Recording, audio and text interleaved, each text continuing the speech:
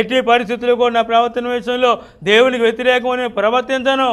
ఆయన సన్నిధిలో నా ప్రవర్తనను న్యాయమని నేను రుజుపరుచుకుంటాను. అంటే ప్రవర్తన విషయంలో యోబు ఏం చేశాడంట? పరీక్ష చేసుకున్నాడు. ప్రవర్తన విషయంలో యోబు ఏం చేశాడంటే పరీక్ష చేసుకున్నాడు. ప్రవర్తన అంతటి కూడా దేవునికి సన్నిధిలో న్యాయమని నేను రుజువుపరుచుకుంటాను. అందుకు నేను చెప్తే తన ప్రవర్తన విషయంలో ఒక అంశాన్ని అక్కడ తెలియపడుతుంది. ఒక మాట మీకు చూపిస్తాను. యోబు గ్రంథము 31వ అధ్యాయము 3వ వచనం చదువుకుందాం. నేను నా కన్నులతో నిబంధన చేసుకుంటేని కన్యకను నేను ఎలాగ చూసుకుందును.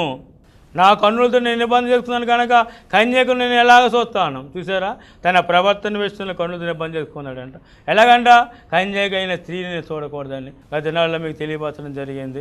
స్త్రీ యొక్క వ్యామోహం కలిగిన వారు, వ్యభిచార సంబంధం మనసు కలిగిన వారు, యువ చూసినట్లయితే స్త్రీని చూసి ఆశించి వ్యభిచార సంబంధం జీవించాలని ఆశ కలిగిన వారు చూస్తూనే ఉన్నాము. యోబు చెప్తున్నాడు కదా, నేను నా ప్రవర్తన